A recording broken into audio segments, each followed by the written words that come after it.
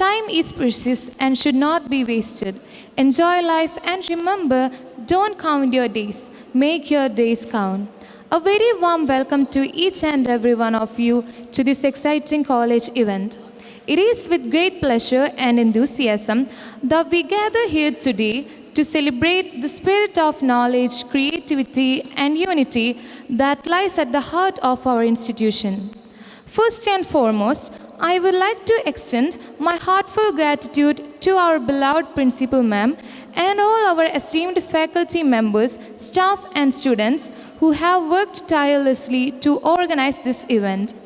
Your dedication and efforts have made this occasion possible, and we are truly grateful for your commitment to creating memorable experiences for our college community. Today, we come together as a diverse and vibrant group representing various backgrounds, talents, and passion. This event serves as a platform to showcase our collective achievements, foster intellectual growth, and ignite our imaginations. It is an opportunity for us to learn, inspire, and connect with one another on a deeper level. Throughout our time in this institution, we have witnessed the transformative power of education. It has empowered us to question, explore, and discover new ideas. It has taught us to embrace challenges and overcome obstacles. And it has nurtured our abilities to think critically, communicate effectively, and pursue excellence in all that we do. This event is a testament of our commitment to lifelong learning and personal growth. We have gathered here not only to showcase our individual talents and to accomplish, but also to foster the sense of community and collaboration. Together, we can create an environment that celebrates diversity, encourages dialogues, and promotes mutual respect. As we embark on our eventful journey today, let us remember that success is not solely measured by individual achievements, but also by positive impact we have on our life of those around us. Let us celebrate the talents and achievements of others, support and uplift one another, and work together as a collective vision of a brighter future. I encourage you all to actively engage in various activities and discussions that will take place throughout this event. Embrace this opportunity to broaden your horizons, learn from your peers, and contribute your unique perspectives to the enriching conversation that will unfold. Finally, I would like to express my utmost gratitude to all our distinguished guests, Principal Ma'am, teaching and non-teaching faculties, students and friends who have generously supported us in organizing this event. Your presence here today signifies your belief in the potential and talent of our community, and we are honored to have you with us. Once again, welcome to this remarkable gathering of minds, talents, and aspirations. Let us make the most out of this event, new connection, and inspire one another to reach greater heights. Thank you, and cheer up, guys. Let the event begin. I welcome Anirudh.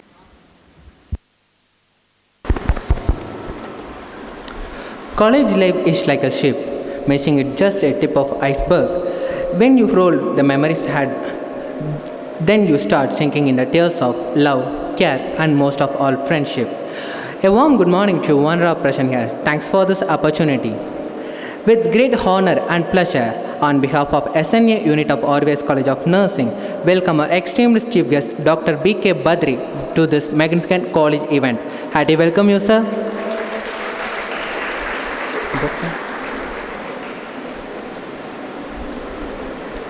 Let's make a thunders of claps and smile.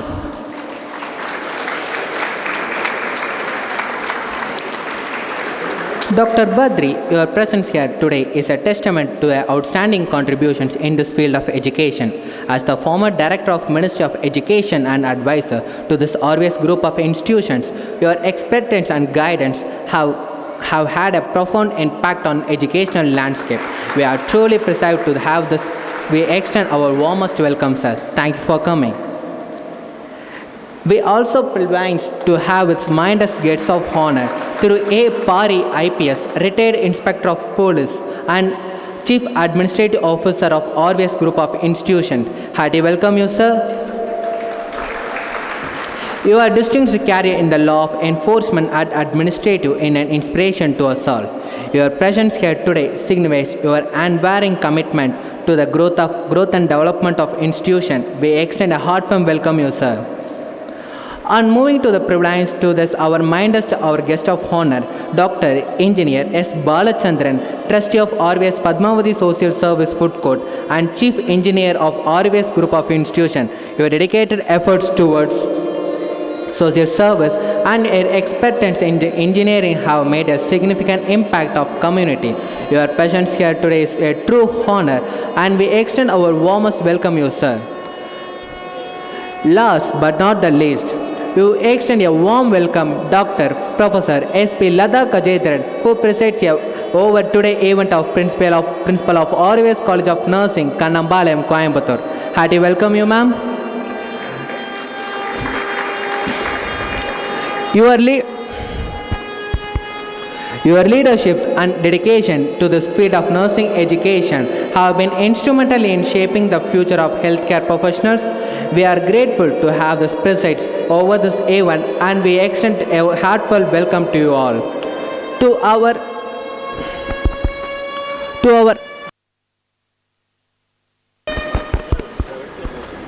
Badri, our guest of honor, through A. Pari, retired Inspector of General Police IPS Officer, then Dr.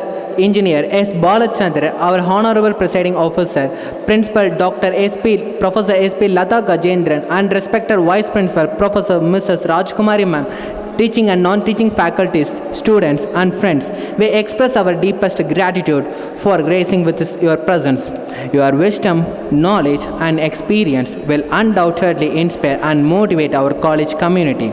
We eagerly anticipate your insight and guidance we embark on this eventful journey.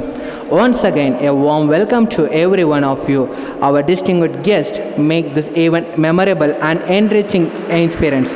Thank you for coming, sir, and thank you for your presence. And have a nice day, guys. Robin from second year BSc Nursing for delivering a speech about SNA Day.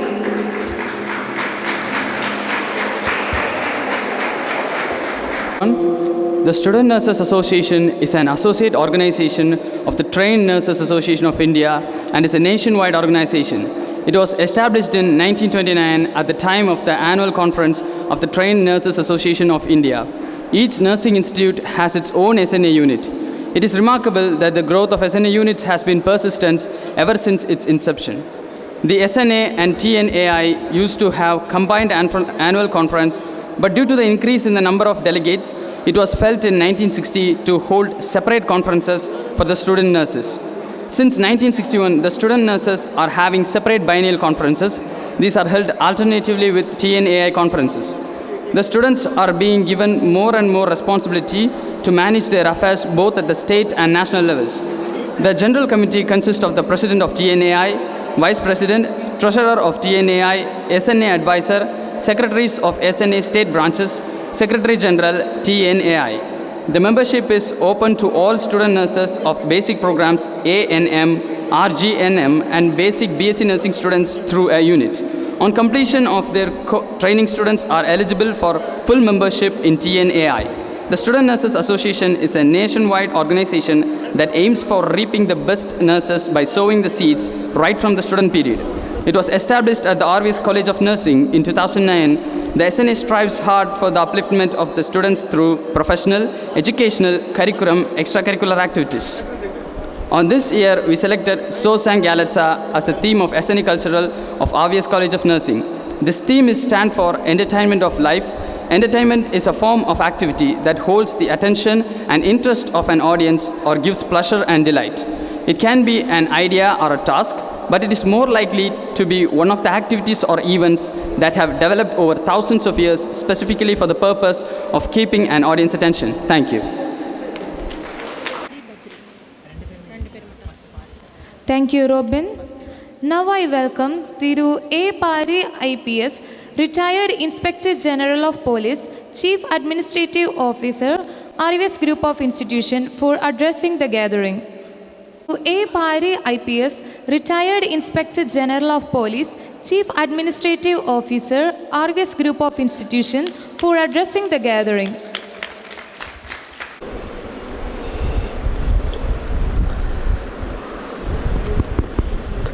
Audience கரெக்டாக இருக்கா? நான் பேசுகிறது எனக்கு சரியாக கேட்குது. கீழே எப்படி கேட்குதா? கரெக்டாக இருக்கா? சரியாக இருக்கா? ஓகே. மேடையில் சரியாக வரல. எக்கோ ஆகுதுங்க. இது எக்கோ ஆகிக்கணும். ஆமாம், பேசுறது புரியாது மாட்டேங்குது.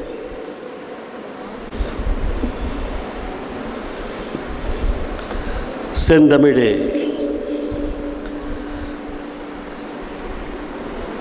உயிரே, நறுந்தேனே, செயலினை மூச்சினை உனக்களித்தேனே, நைந்தாயனில் நைந்து போகும் என் வாழ்வே, நன்னிலை உனக்கெனில் எனக்கும் தானே என்ற புரட்சி கவியுடைய வரிகளிலும், என ஈன்ற தந்தைக்கும் தாய்க்கும், மக்கள் இனம் ஈன்ற தமிழ்நாடு தனக்கும், என்னால் தினையளவு நலமேனும் கிடைக்கும் என்றால் செத்தொழியும் நாள் எனக்கு திருநாளாகும் என்று சொன்னானே, அதே புரட்சி கவியுடைய வரிகளிலே, வெங்குடுமை சாக்காட்டில் விளையாடும் தோளுங்கள் வெற்றி தோள்கள், கங்கையைப் போல் காவிரி போல் கருத்துக்கள் ஊறும் உள்ளம் எங்கள் உள்ளம், வெங்குருதிதனில் கமிழ்ந்து வீரம் செறுகின்ற தமிழ் எங்கள் உயிர் மூச்சாம் என்ற தமிழின் பெயரால் நடந்து கொண்டிருக்கிற இந்த செவிலியர்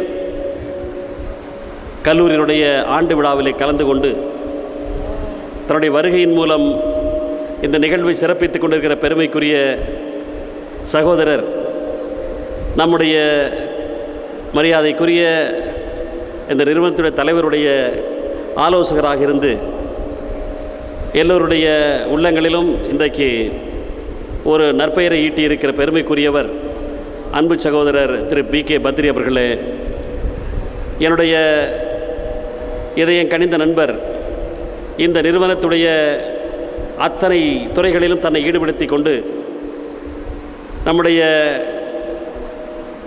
ஐயாவுடைய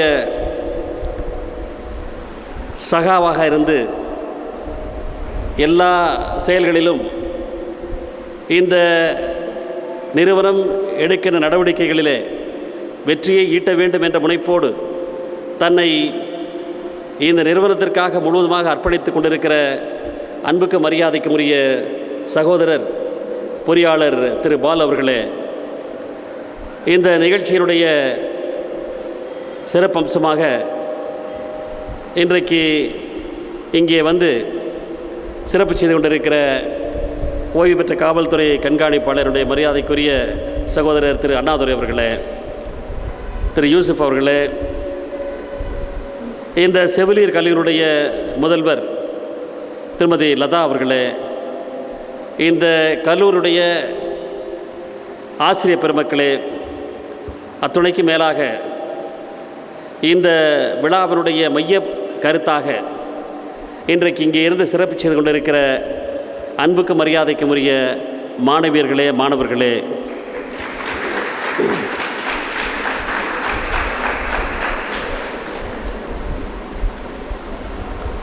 இதெல்லாம் நிறுத்த மாட்டிங்களா? ஏடா ஏதாவது செஞ்சுக்கிட்டே இருப்பீங்களா? நிறுத்துங்க, அதெல்லாம் ஸ்டாப் இட், இதெல்லாம் நிறுத்துங்க, அமைதியாக இருங்க கொஞ்ச நேரம். உங்களுடைய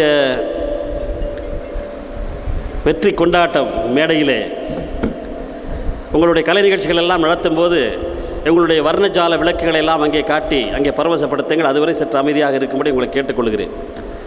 சற்று நேரம் அமைதியாக இருங்கள். பிறகு உங்கள் கைவேலையெல்லாம் வரிசையெல்லாம் காட்டலாம். 1820ஆம் ஆண்டு உலக சரித்திரத்தினுடைய பொன்னையடாக பொறிக்கப்பட வேண்டிய ஒரு நாள் மே 12ஆம் நாள். அது என்ன நாள் தெரியுமா யாருக்காவது? The world history has got one date, 1820 May 12th. என்ன? What is that? யாராவது ஒருத்தர் சொன்னாத 10 பேர் சேர்ந்து சொன்னால் அதை கேட்குமா? What is that? Why it is called Nurses Day? Why May 12th is celebrated as a Nurses Day all over the world? Florence Nightingale பிறந்த நாள் எந்த வருடம்? அதை நானே சொன்னேன் இப்போ தான். 1820. In the year 1820, a noble lady was born. She was called Florence Nightingale. ஐரோப்பாவை புரட்டி எடுத்த மிகப்பெரிய போராக கருதப்படுவது கிரிமியன் போர். ஐரோப்பிய தேசத்தை 7 ஆண்டு காலம் உலுக்கி மிகப்பெரிய போராக கருதப்படுவது கிரிமியன் போர். அந்த போரிலே தன்னை ஈடுபடுத்தி கொண்டு இறந்து கிடக்கிற பிணக்குயில்களுக்கு நடுவே சென்று உயிருக்கு போராடி கொண்டிருப்பவர்களை, குற்றுயிரும் குலையுருமாக இருக்கிறவர்களை அடையாளம் கண்டுபிடித்து அவர்களை அங்கே மருத்துவமனை கொண்டு சென்று அவர்களுக்கு சிகிச்சை அளித்து உயிர் தந்ததன் மூலம் உலகத்தினுடைய தலையாய செவிலியராக போற்றப்படுவதால் தான் இன்றைக்கு அவர் பிறந்த தினத்தை நாம் செவிலியர் தினமாக கொண்டாடி கொண்டிருக்கிறோம். இன்றைக்கு May 12th என்று சொன்னால் அவருடைய பிறந்த நாள். அவருக்கு அன்பு காணிக்கை செலுத்த விதமாகத்தான் உலகம் முழுவதும் இருக்கிற அத்தனை செவிலியர் நிறுவனங்களிலும் அவருடைய பிறந்த நாள் தான் கொண்டாடப்படுகிறது. சொன்னால் சேவை என்பதற்கு ஒரு மிகப்பெரிய எடுத்துக்காட்டாக விளங்கியவர் ஃப்ளாரன்ஸ் நைட்டிங்கேல். பெண்கள் போர்க்களத்திற்கு போவது என்பது எங்கேயாவது கண்டது உண்டா? பெண்கள் போர்க்களத்திற்கு போயிருக்கிறார்களா? யாரா தெரியுமா? எங்கே? போர்க்களத்திலே வீரநடை போடுகிற வெற்றி மங்கையாக திகழ்கிற ஜான்சி ராணி, இங்கே இருக்கிற குயிலி, இங்கே இருக்கிற ராணி மங்கம்மா, இவர்களெல்லாம் லக்ஷ்மிபாய், இவர்களெல்லாம் போர்க்களத்தில் வீரம் சாகசம் புரிந்தவர்கள். ஆனால் போர்க்களத்தில் இறந்து கிடக்கிற பிணக்குயில்களுக்கு நடுவே சென்று யாராவது தேடிக்கொண்டிருக்கிற அது யார் தெரியுமா? யார்? 2000 ஆண்டுகளுக்கு முன்னால் தமிழ் மண்ணிலே 2 மன்னர்களிடையே மிகப்பெரிய போர் நடக்கிறது. அந்த போரிலே அந்த தமிழகத்துடைய மிகப்பெரிய வீரனாக கருதப்பட்ட சோழ நாட்டினுடைய அரசனாக இருந்தவர் குளமுற்றத்து துஞ்சிய கிள்ளிவளவன் என்று அறியப்படுகிற கிள்ளிவளவன். அங்கே குளமுற்றம் என்கிற ஊரில் நடக்கிற போரிலே அவன் மடிகிறான். அவனை எதிர்ப்பதற்கு, அவனை வெல்வதற்கு அன்றைக்கு யாருமே கிடையாது. வாழ்வித்தையிலே வில்வித்தையிலே அன்றைக்கு இடையில்லாத பேராற்றல் பெற்றவராக விளங்கிய அந்த மன்னன் ஒரு நாள் எதிரிகளுடைய தந்திரத்தால் கொல்லப்படுகிறான். கொல்லப்பட்ட பிறகு அவனுடைய உடல் அங்கே பிணக்குயில் நடுவே கிடக்கிறது. அவனால் ஆதரிக்கப்பட்ட புலவர்கள் எல்லாம் அங்கே செல்லுகிறார்கள். வீரர்கள் அங்கே செல்வதென்பது வேறு. புலவர்கள் போர்க்களத்துக்கு செல்வார்களா? ஒரு பெண்பார் புலவர் செல்லுகிறார். என்னுடைய மன்னனை கொன்று விட்டார்களா, நான் அவரை பிணக்குவியலுக்கு நடுவே இருந்து எடுக்க வேண்டும் என்று சொல்லி அங்கே சென்று பிணக்குவில் நடுவே தேடுகிறார். குளமுற்ற துஞ்சி கிள்ளிவளவன், குளமுற்றம் என்றால் துஞ்சி என்றால் இறந்த என்று பொருள். அந்த கிள்ளிவளவன் குளமுற்றத்திலே இறந்து போனதால் குளமுற்ற துஞ்சி கிள்ளிவளவன் என்று அறியப்படுகிறான். மாரோக்கத்து நப்பசலையார் அங்கே செல்லுகிறார். சென்று அங்கே பிணக்குவில் நடுவே பார்க்கிறார். மன்னனை அடையாளம் கண்டு அங்கே அழுது புலம்புகிறார். என்ன புலம்புகிறார் என்று சொன்னால், மன்னா, உன்னை நேரடியாக உன்னை வெற்றி கொள்வது என்பது முடியாது. கையால் தொட்டோ, வாளால் போர் புரிந்தோ, இல்லை வில்லால் அங்கே போர் புரிந்தோ, அல்லது உடலுக்கு உடல் மற்போர் புரிந்தோ உன்னை யாரும் வெல்ல முடியாது. அப்படி உன்னை யார் வென்றிருக்க முடியும் என்று சொன்னால், மரணதேவன் தான் உன்னை வென்றிருக்க முடியும். எப்படி வென்றிருக்க முடியும்? மரணதேவன் வந்து உன்னிடம் பரிசு கேட்டிருப்பான், உன்னை பாடியிருப்பான். உன்னை பாடி நீ கேட்டிருப்பாய், நான் மகிழ்ந்து விட்டேன் உன்னுடைய பாட்டிலே, உனக்கு என்ன பரிசு வேண்டும் என்று கேட்டிருப்பான். அப்பொழுது அவர் சொல்லியிருப்பார், உன்னுடைய உடல், உன்னுடைய உயிர் வேண்டும் என்று சொல்லியிருப்பான். ஆகா, என்னுடைய உயிர் தானே வேண்டும், இந்தா எடுத்துக்கொள் என்று சொல்லி அப்படி தன்னுடைய உயிரை கொடுத்திருந்தால் அன்றி அவனை யாரும் கொல்ல முடியாது என்று சொல்லுகிறார். செற்றென்றாயினும் செயற்தென்றாயினும் உற்றென்றாயினும் உய்வின்றி மாதோ, பாடுனர் போல் கைதொழுதே திறந்தென்றாகல் வேண்டும் புலந்தார் மண்டபர்தானை கடக்கும் தின்தேர் வளவர் கொண்ட கூற்று என்று மாரோக்கத்து நப்பசலையார் புறநானூற்றிலே பாடிய பாடல். அதுதான் இங்கே செவிலியர்களுக்கெல்லாம் முதல் செவிலியராக தமிழ்நாட்டிலே வாழ்ந்தவர் மாரோக்கத்து நப்பசலையார். அவர்தான் அங்கே சென்று அந்த உடலை மீட்டெடுக்கிறார். அங்கே இருப்பவர்களுக்கு சிகிச்சை அளிக்கிறார். இது வரலாற்றிலே பதிவு செய்யப்பட்டிருக்கிற காட்சி.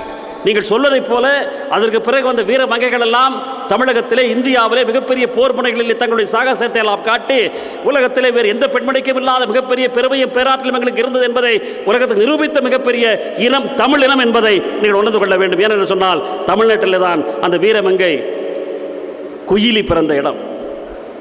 அந்த குயிலி யார் தெரியுமா? யார்? சிவகங்கை சேமி தெரியுமா? சரி, எல்லாம் தெரிந்து கொள்ள வேண்டிய அவசியம் இல்லை. அட்லீஸ்ட் May 12th என்பது தெரிந்து கொண்டாலே போதும். ஆனால் சேவை மனப்பான்மை, உலகத்தில் சேவை மனப்பான்மை என்பது எல்லோருக்கும் வர வேண்டும். அது இருந்தால் மட்டும்தான் நாம் பிறந்த பிறப்புக்கு ஒரு பலன் உண்டு, இல்லை என்றால் இல்லை. நான் நிச்சயமாக சொல்லுகிறேன், உலகத்தில் 2 துறைகளுக்கு மட்டும்தான் மற்றவர்களை அரசாங்க பணிகளிலே நான் சொல்லுகிறேன் 2 துறைகளிலே மட்டும்தான், only in 2 departments they got the power to touch the other person. 2 துறைகள் தான் ஒருவரை தொடக்கூடிய, அவர்களுடைய உடைமையை, அவருடைய உடலை தொடக்கூடிய சக்தி அரசியல் சாசன சட்டத்திலே கொடுக்கப்பட்ட சக்தி 2 துறைகளுக்கு மட்டும்தான் இருக்கிறது. அது என்னென்ன துறை? என்ன துறை? Just apply your mind. 2 துறைகளுக்கு மட்டும்தான். எவ்வளவு பெரிய ஆளாக இருந்தாலும் சரி அவரை தொட முடியாது. 2 துறைகளுக்கு மட்டும்தான் அவரை தொடக்கூடிய, ஒரு மனிதனை தொடக்கூடிய சக்தி அரசியல் சாசன சட்டம் அனுமதிக்கிறது, அரசாங்க சட்டம் அனுமதிக்கிறது. என்னது துறை? காவல்துறை.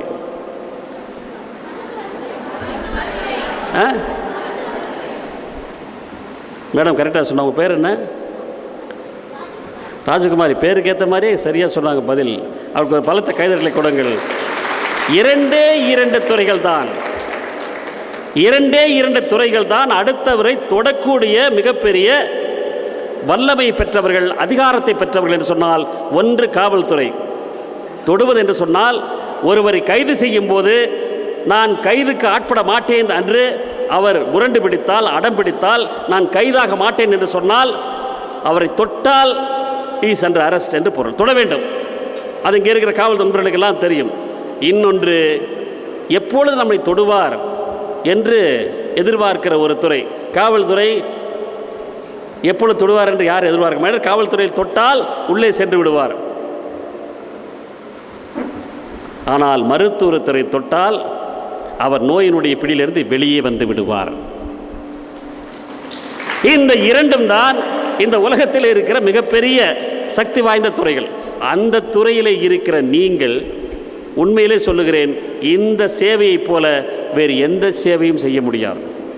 இந்த துறைக்கு இருப்பதை போல ஒரு மகத்தான, ஒரு மாபெரும் மரியாதை மக்கள் மனதில் இருக்கிறது என்று சொன்னால் அது மருத்துவத்துறைக்கு மட்டும்தான்.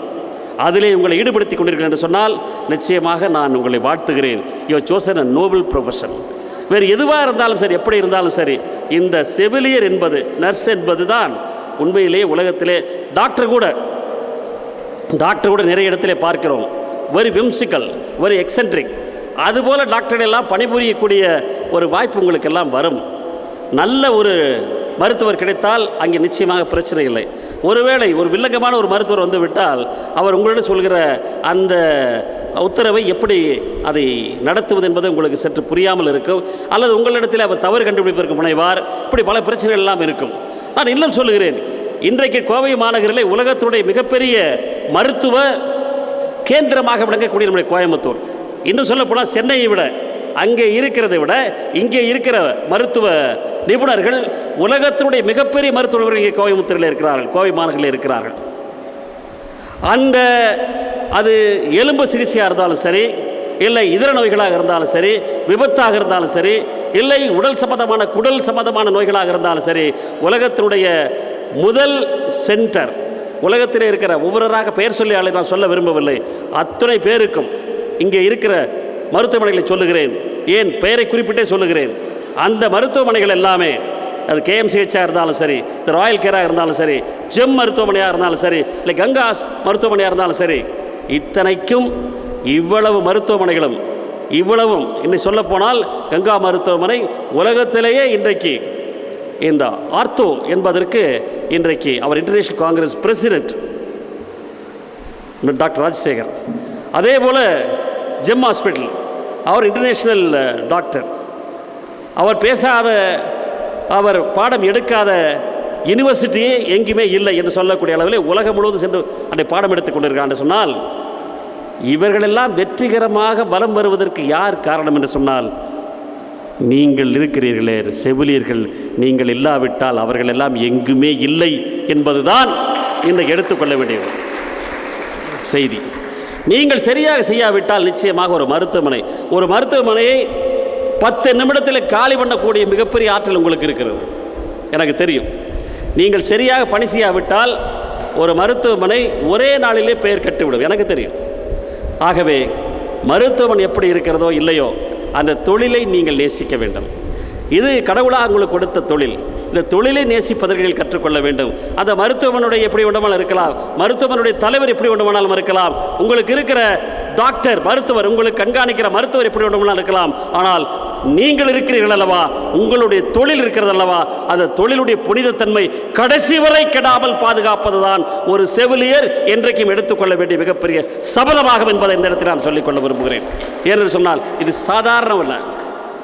நோய்வாய்ப்பட்டு அங்கே சென்று படுக்கையில் படுத்தபோது டாக்டர் என்ன சொல்லிவிட்டு சென்றார் என்று ஒரு நர்ஸ் வந்து சொல்லுகிறார் அல்லவா, அன்றைக்கு அவர் சொல்லுகிற வார்த்தை தான் நமக்கு பைபிள், பகவத்கீதை, குரான் இவற்றையெல்லாம் படித்தால் கூட நமக்கு அந்த அளவுக்கு இருக்காது.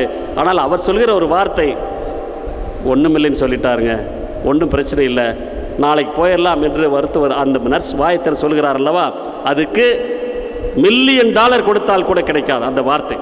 டாக்டர் வந்து பார்த்து விட்டு முறைத்து விட்டு செல்வார். கொஞ்சம் நேரம் கழித்து நர்ஸ் வருவார். என்ன என்று கேட்டால், ஒன்றும் இல்லை, டாக்டர் கொஞ்சம் கோபமாக இருந்தார், ஆனால் உங்களுக்கு எந்த பிரச்சனையும் இல்லை, ஒரு சின்ன இதுதான், இன்றைக்கி ஈவினிங் வந்து முடிச்சுட்டு நாளைக்கு காலையில் நீங்கள் வீட்டுக்கு போயிடலாம் என்று சொல்லக்கூடிய அந்த ஆறுதல் வார்த்தையை சொல்லக்கூடியவர் ஒரு நர்ஸ் மட்டும்தான். ஏனென்றால் நீங்கள் தான் நோயாளியோடு 24 மணி நேரம் இருக்கிறீர்கள்.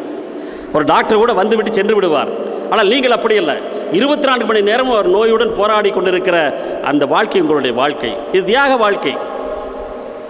போலீஸ் இருக்கிறதுன்னு சொன்னால் போலீஸுக்கு அப்படியெல்லாம் இல்லை, வேறு எந்த துறைக்கும் அதுபோல் இல்லை. ஆனால் நீங்கள் இருக்கிறீர்கள் அல்லவா, நோயாளியுடன் போராடுகிற மிகப்பெரிய எவ்வளவோ கிறுக்குத்தனமான பேஷண்ட்லாம் வந்திருப்பார்.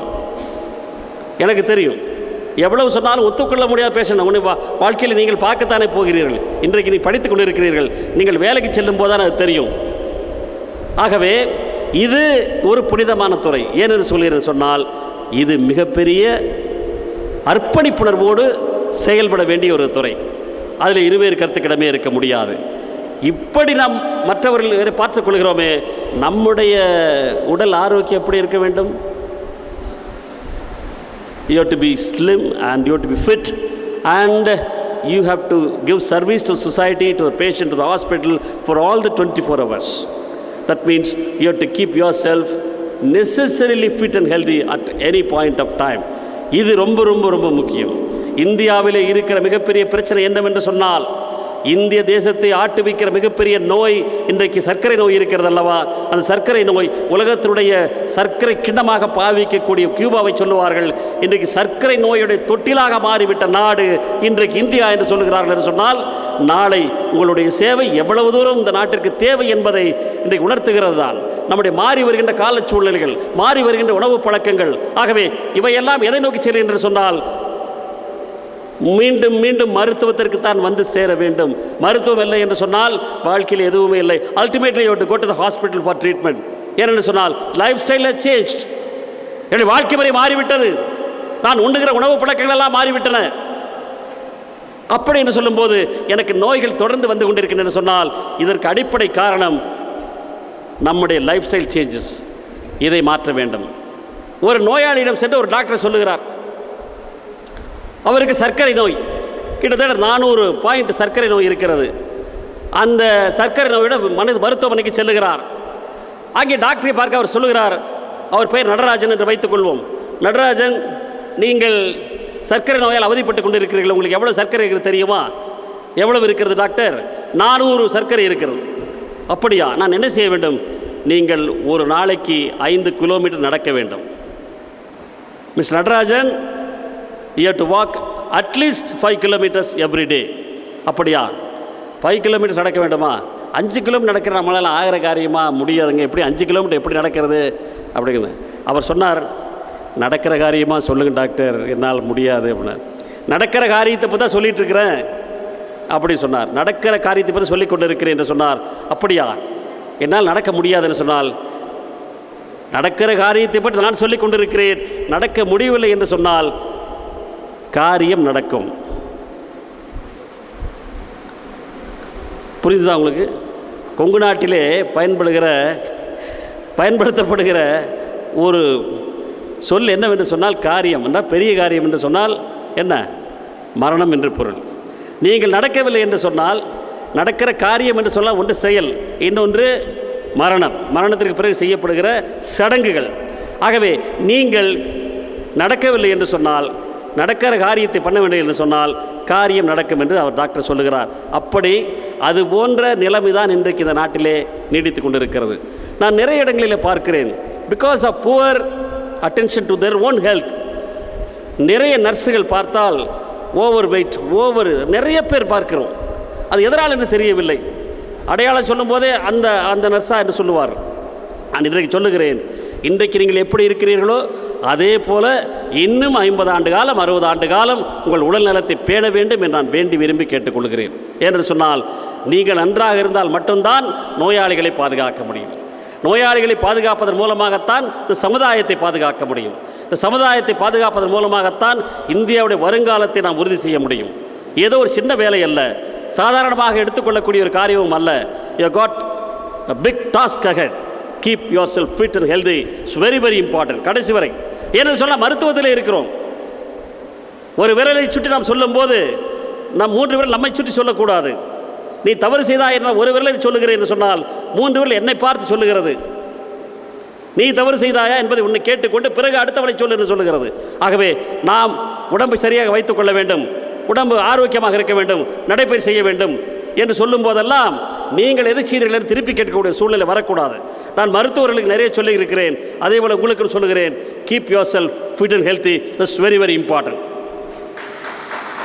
உண்மைதானே? உடம்பு அதிகமாக போச்சுன்னா என்ன இருக்குது? உடம்பு வெயிட்டு போச்சுன்னா அவ்வளோதான், முடிஞ்சு போச்சு. நம்மளால் படியில் ஏறி இறங்க முடியாது சாமி, இப்போவே கஷ்டமாக இருக்குது. அப்புறம் எப்படி? நான் சொல்லுகிறேன், சேவை மனப்பான்மை என்ற ஒன்றை நீங்கள் இறுதி வரை பின்பற்ற வேண்டும். இந்த நாட்டையான தலைவருடைய வரலாற்றையெல்லாம் படித்து பார்க்கும்போது எல்லாவற்றையும் அவர்களுக்கு யாருக்காக தியாகம் செய்தார்கள் என்று சொன்னால் மக்களுக்காகவே, எந்த ஒரு பிரதிபலனை எதிர்பார்க்காமல். ஆனால் உங்களுடைய வாழ்க்கை நடக்கிறது என்று சொன்னால் அதற்கு இந்த செவிலியருடைய பணி மிக மிக முக்கியம் என்பதை நீ மனதிலே கொள்ள வேண்டும். தந்தை பெரியார், அறிஞர் அண்ணா, கர்ம வீரர் காமராஜர் என்று எத்தனையோ பேரை இந்த நாடு கண்டிருக்கிறது. தமிழ்நாட்டில் எத்தனை பேரை பார்த்திருக்கிறோம். அவர்கள் எல்லாம் எதை செய்தார்கள் என்று சொன்னால், எந்தவித பிரதிபலையும் எதிர்பாராமல் சமுதாயத்திற்கு சேவை செய்ய வேண்டும் என்ற ஒற்றை கருத்தை தங்களுடைய மனதிலே இருத்தி தங்களுடைய வாழ்க்கை பயணத்தை தொடர்ந்தவர்கள், மக்களுக்காக சேவை செய்தவர்கள். நாம் நம்முடைய பிழைப்புக்காக நம்முடைய வருமானத்துக்கு வருகிறோமே, அந்த அளவிற்காவது ஒரு சேவை செய்ய வேண்டும். வங்கத்து தாகூர் போல் தாடி உண்டு, பொங்குற்ற வேங்கை போல் நிமிர்கின்ற பார்வை உண்டு, தெங்குன்ற தோற்றம் உடலில் உண்டு, பெண் சங்குத்த கண்களிலே விழி இரண்டும் கருவண்டு, அதில் சாகும் வரை ஒளி உண்டு. இது யாரு? வங்கத்து தாகூர் போல் தாடி உண்டு, பொங்குற்ற வேங்கை போல் நிமிர்கின்ற பார்வை உண்டு, தெங்குன்ற தோற்றம் உடலில் உண்டு, பெண் சங்கொத்த கண்களிலே வெளியிரண்டும் கருவண்டு, அதில் சாகும் வரை ஒளி உண்டு. பம்பரமும் ஓய்வு பெறும் சுற்றிய பின், பம்பரம் ஓடிக்கொண்டிருக்கிறது அல்லவா, அது கூட ரெஸ்ட் எடுத்துக்கும். பம்பரமும் ஓய்வு பெறும் சுற்றிய பின், இவரோ படுகளமாய் போன பின்பும் பம்பரமாய் சுற்றி வந்தார். எரிமலையாய் சுடுதலாய் இயற்கை கூத்தாய், எதிர்ப்புகளை நடுங்க வைக்கும் இடிவொலியாய், இன உணர்வு தீப்பந்த பேரொளியாய், இழிவுகளை தீர்த்து கட்டும் கொடுவாளாய், ஏன் என்று கேட்பதிலே வைரநெஞ்ச வால்டேராய், எப்போதும் பேசுகிற ஏதர் சாக்ரட்டிஸாய், எம் தந்தை பெரியாரும் வாழ்ந்திட்டார். இன்றைக்கோ இறப்பின் வடியினிலே வீழ்ந்திட்டார். இளவயதில் மறையவில்லை பெரியார், நிறைவயது வாழ்ந்துவிட்டே ஓய்வு கொண்டார். எனினும் தாஜ்மஹால் திடுமன தரைக்குள்ளே போய்விட்டால் அதை கட்டிய ஆண்டுகள் பல வாயிற்று என்ற ஆறுதல் தான் பெறுவோமா? தஞ்சை கோபுரம் சாய்ந்து விட்டால் அதற்கு வயது அதிகம் என்று சொல்லி தாங்குதல் தான் எளிதாமோ, இவரோ தஞ்சை கோபுரம் போல் உயர்ந்தவர், தாஜ்மஹால் போல் சரித்திரம் படைத்தவர் என்று பெரியார் இழந்த அன்று அகில இந்திய வானொலியிலே இரங்கல் கவிதை வாசித்தவர் யாரு? யாரு யாரு தெரியலையா? கரும்பெடுத்து தமிழ் பிழிந்து மலரில் சுரும்பெடுத்து வருகின்ற தேன் கலந்து அரும்பெடுத்து சிரிக்கின்ற மகளிர் கூட்டம், எறும்பெடுத்து செல்கின்ற உணவு கூட என் மன்னன் குமணவள்ளல் தந்தது என்று எழுச்சி நடை போடுகின்ற கொங்கு நாடு என்று சொல்லி கொங்கு நாட்டை பற்றி பாடியவர் யார்? அவர் தான் தந்தை பெரியாரை பற்றி சொன்னார். யார் அவர்? யாரு யாரு? முத்தமிழறிஞர் டாக்டர் கலைஞர் அவர்கள் தான் இந்த கவிதை எழுதியது. ஏன்னு சொன்னால் அவருடைய வீச்சு, உரை வீச்சு இருக்கிறது அல்லவா, அதற்கு ஈடணையே கிடையாது. ஆகவே அந்த சேவையை போல, அதை போலவே நீங்களும் சேவை செய்ய வேண்டும். உங்களுக்கு ஆண்டவன் எல்லா விதமான அருளையும் கொடுப்பான். நீங்கள் நீண்ட தூரம் பயணம் செய்ய வேண்டும், உங்கள் வாழ்க்கை வளம் பெற வேண்டும், உங்களுடைய குடும்பம் நன்றாக இருக்க வேண்டும், எல்லோரும் 16 செல்வம் பெற்று பெருவாழ்வு வாழ்க வேண்டும். என்றைக்கு இருந்தாலும் அந்த 16 செல்வம் என்னவென்று சொன்னால் இறை உணர்வும் அறநெறியும் கல்வி தனம் தானியம் இளமை வலிவு துணிவு நன்மக்கள் பேறு அறிவில் உயர்ந்தோர் நட்பு, அறிவில் உயர்ந்தோர் நட்பு அன்புடைமை அகத்தம் அழகு புகழ் மனித மதிப்புணர்ந்தொழகும் பண்பு பொறையுடைமை எனும் பேறு 16 பெற்று பொற்றலுக்கும் துற்றலுக்கும் வாழ்த்துக்களை கூறி மறைவிளக்கும் உயர்வாளை மதித்து ஒழுக்கம் காத்து மறையறத்தின் ஒளிவிளக்காய் மனம் செழித்து வளங்குளித்து வாழ்க வாழ்க வாழ்க என்ற வாழ்த்தி வாய்ப்புக்கு நன்றி தெரிவித்து விடைபெறுகிறேன். நன்றி. வணக்கம் வணக்கம் வணக்கம். Thank you, sir, for inspiring words. Now I request to Dr. B.K. Badri, former Director MOE Advisor, to give a token of love to Thiru A. Pari, retired IGP officer. Sir, please. Let's make a big round of applause.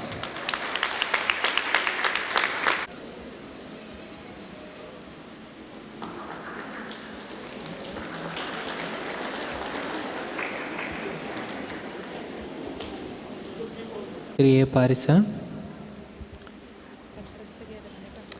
Now I request to call upon Dr. B.K. Badri, former Director MOE Advisor, Orwell Group of Institute, to address the gathering. Please, sir.